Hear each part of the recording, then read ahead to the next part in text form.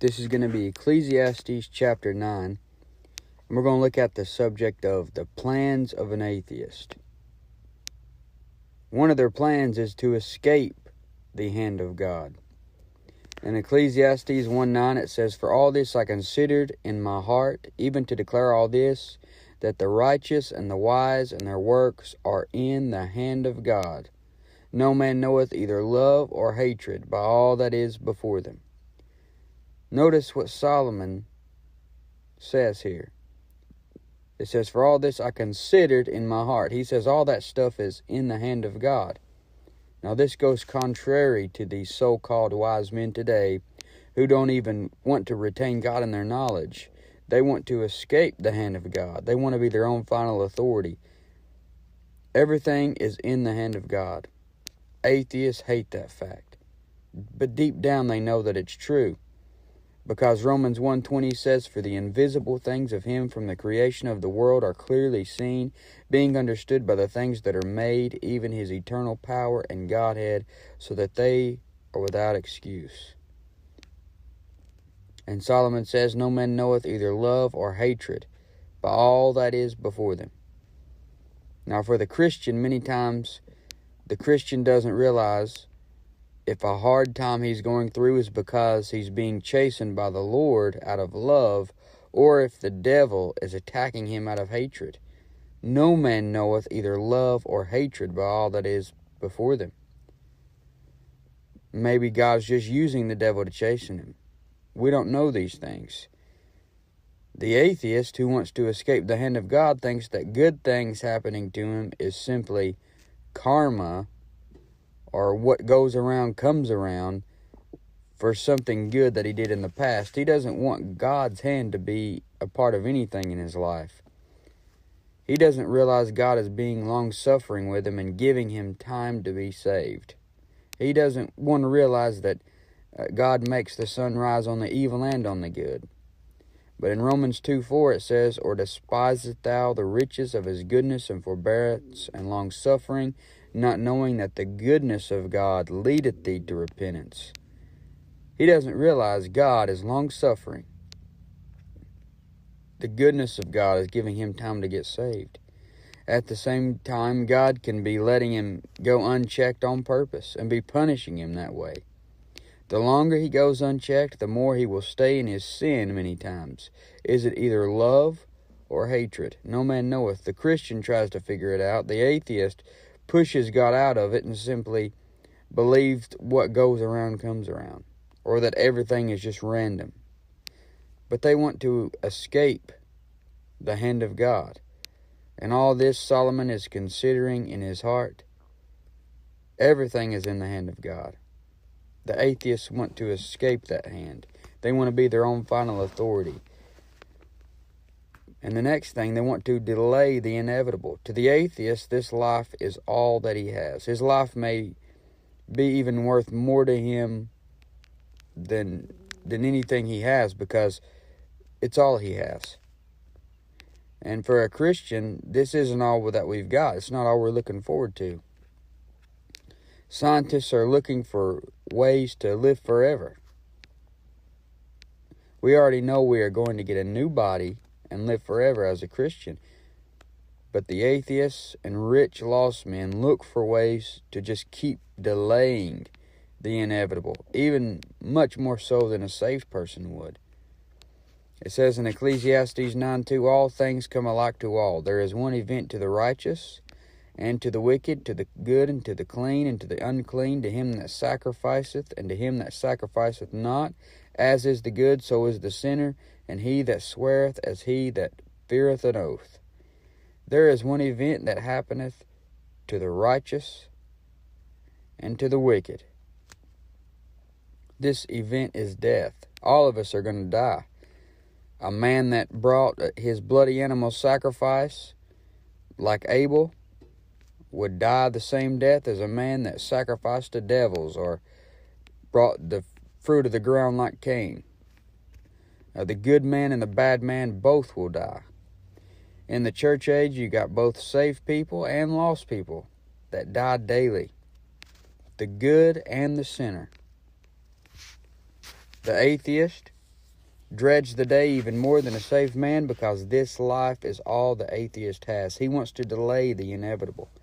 The sanctified Christian has a desire to depart and to be with Christ, which is far better, as Paul talks about. But for this Christ-rejecting world, this world that doesn't believe in God, all they have is this life. Ecclesiastes 9:3, this is an evil among all things that are done under the sun, that there is one event unto all, yea, also the heart of the sons of men is full of evil, and madness is in their heart while they live, and after that they go to the dead. So the one event that happens to them all is death. The heart is deceitfully wicked above all things. The heart of the sons of men is full of evil, and madness is in their heart while they live. Who can know it? The average man's heart is smaller than the Grinch's heart. But theirs just never gets bigger. It doesn't get bigger at the end. It gets smaller.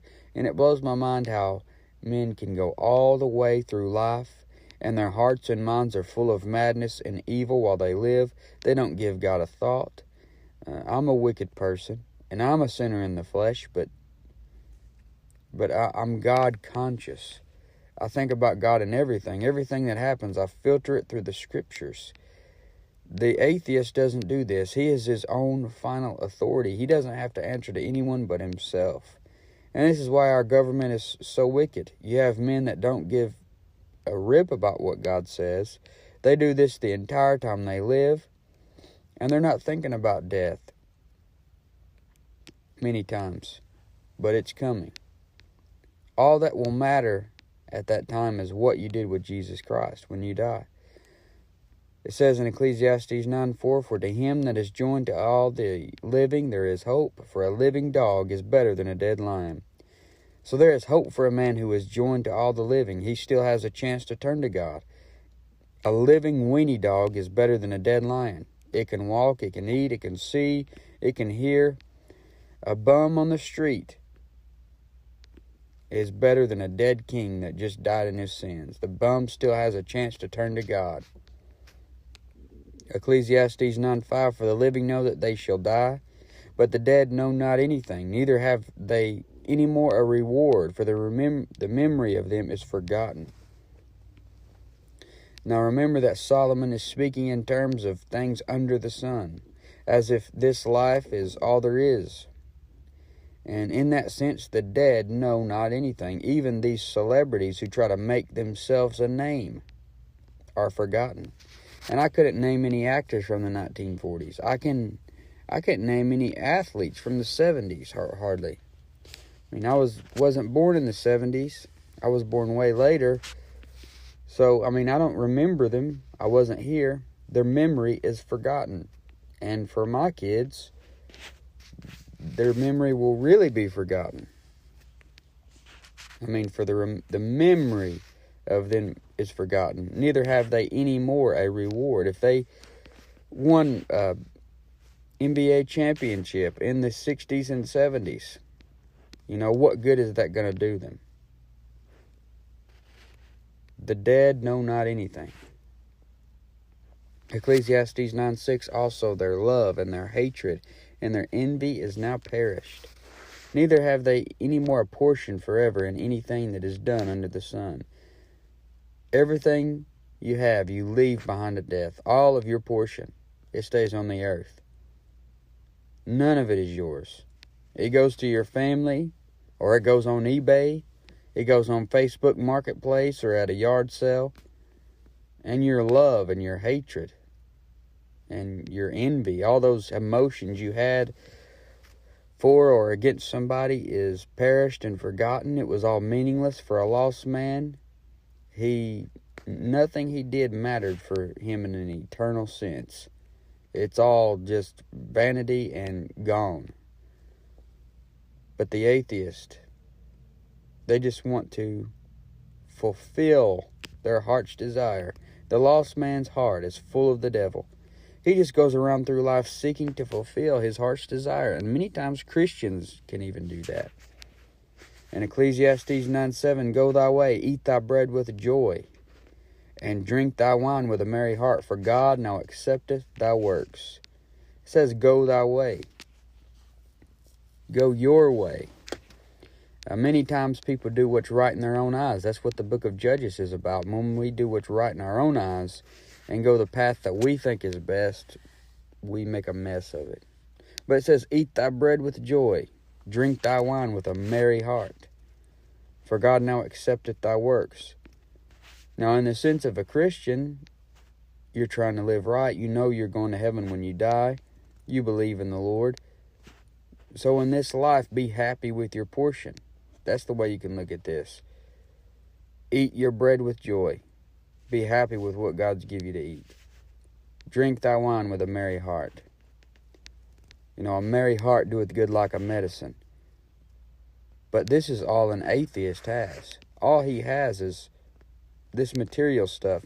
To eat his favorite food. Drink the most expensive drinks. In Ecclesiastes 8:9 it says, let thy garments be always white, and let thy head lack no ointment. For an atheist, his mind is on preserving, keeping his body looking good, his clothes looking good. It's all on these temporary things. And then it says in verse 9, live joyfully with the wife whom thou lovest all the days of thy life of thy vanity, which he hath given thee under the sun, all the days of thy vanity. For that is thy portion in this life, and in thy labor which thou takest under the sun. This is so true. All the days of the life of thy vanity. It's just all vain. That yard you mow will be grown back in a week. That house you keep up will be burned down or tore down. Nobody will ever know how many times you mowed or that you even lived in that house. All the atheist would have is to live joyfully with all that vanity. It doesn't even matter. Think about it. There's been people who have lived their life, worked a job for 40 years, lived in the same house for 40 years, mowed the same yard for 40 years. Now they're dead. Their house is tore down. Nobody even knows that they even existed on this planet. It was all vanity. And if in this life only we have hope, we are of all men most miserable. When it comes to life on this planet, you need to be happy with your portion as a Christian, but you need to have that desire to depart and to be with Christ, which is far better. But don't let this world make you happier than what you have waiting for you on the other side. Set your affection on things above, not on things on the earth. Lay up for yourselves treasures in heaven where moth and rust don't corrupt. And if there is no God, then you might as well just eat, drink, be merry, and enjoy your wife and kids. The atheist would take it a step further and many times enjoy the pleasures of sin for a season. They would enjoy everybody else's wife if they could, because sin to him is not a sin, because he's his own final authority. He's doing what's right in his own eyes. He's going his own way. Ecclesiastes 9:10, whatsoever thy hand findeth to do, do it with thy might, for there is no work, nor device, nor knowledge, nor wisdom in the grave, whither thou goest. If there was no God, the atheist better enjoy everything he does with his hands, because after this life, that's it. Now for me, I like to use this verse to say I should do my best with everything my hands find to do. Whatsoever thy hand findeth to do, do it with thy might. For there is no work, nor device, nor knowledge, nor wisdom in the grave, whither thou goest. Death is coming, and after that I can't do any more work in preparation for the judgment seat of Christ. So while I'm alive, and God's given me the gift of time and breath in my lungs, I need to be trying to work for God and do as much as I can for Him. I need to wake up early in the morning and do what I can for Him. I need to pray without ceasing through the day, witness to people, read, study, do all I can while I am here. But the atheist, he's just wanting to fulfill his heart's desire. And next, he wants to obtain worldly wisdom. The atheist has wisdom, but it is wisdom of this world. He pits the wisdom of this world against the wisdom of God. And 1 Corinthians 2:14 says, but the natural man receiveth not the things of the Spirit of God, for they are foolishness unto him, neither can he know them, because they're spiritually discerned. And then in Ecclesiastes 9:11, it says, I returned and saw under the sun that the race is not to the swift, nor the battle to the strong, neither yet bread to the wise, nor yet riches to men of understanding, nor yet favor to men of skill, but time and chance happeneth to them all. The race is not to the swift. Sometimes the slower man wins, and I've seen races where the fast guy was in a big lead, and then he trips and falls, and the slower guy wins. He just happened to trip and fall right next to the finish line. So the slower guy won. And the battle's not to the strong. I've seen a fight where the big guy lost to a small guy. In any given situation, I don't fold up and quit just because the odds are against me. Something may happen and I end up winning through time and chance. Solomon says, neither yet bread to the wise. Some of the most idiotic people in this country have the most food. Nor yet riches to men of understanding. I know men with a college education that can't get a high-paying job because the people say they have too much schooling or too much experience. They think the guy will quit and move on to something that pays better. And Solomon says, nor yet favor to men of skill. The most skilled musicians are not played on the radio. They don't get favor. But the people that get all the praise is people like 6ix9ine and NBA Youngboy and Lady Gaga and other of these heathen people who don't have very much musical talent. And there's musicians with way more talent out there, but you don't even know them because it's not favored to men of skill. The ones with the skill aren't favored enough to be promoted. Time and chance happens to them all. Ecclesiastes 9:12, for man also knoweth not his time.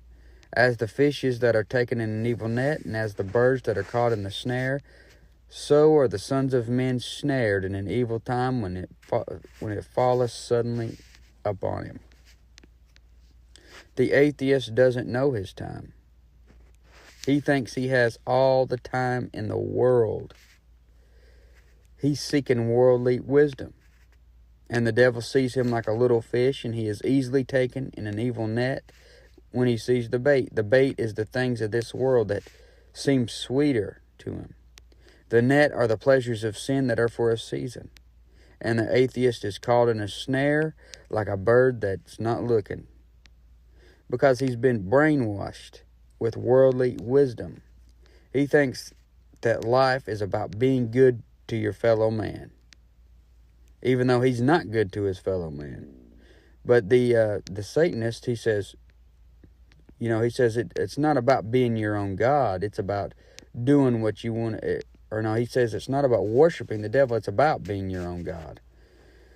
And that you can do what you want to as long as you don't hurt anybody else. And they'll read books from men who have worldly wisdom that's contrary to the Word of God. And Proverbs 1:17 says, surely in vain the net is spread in the sight of any bird. When the devil sets the net for you, make sure that you're looking. Then it's in vain. Now, you don't want to get caught in the net, especially not the internet. Jeremiah 5:26 says, for among my people are found wicked men, they lay wait, as he that setteth snares, they set a trap, they catch men. The atheist and wicked men of this world think they are trapping the innocent. They think that they're so wise. They think they've got it figured out. But while they trap others, they themselves have been trapped by the evil one. Ecclesiastes 9:13 says, this wisdom have I seen also under the sun, and it seemed great unto me. Now look at the illustration Solomon gives. There was a little city and few men within it, and there came a great king against it, and besieged it, and built great bulwarks against it. Notice this is a little city, and the bully comes. This is a great king. He besieges it. He got his army surrounding this little city with weapons and violence. And it says, now there was found in it a poor wise man. Now this guy has real wisdom and not worldly wisdom. And he by his wisdom delivered the city, yet no man remembered that same poor man. Notice this little city was delivered by a measly poor man. And Proverbs 15:16 says, better is little with the fear of the Lord than great treasure and trouble therewith. Psalm 37:16, a little that a righteous man hath is better than the riches of many wicked. Proverbs 16:8, better is a little with righteousness than great revenues without right. So better is a little city with God's wisdom than a great king who's obtained worldly wisdom and has gotten a large army.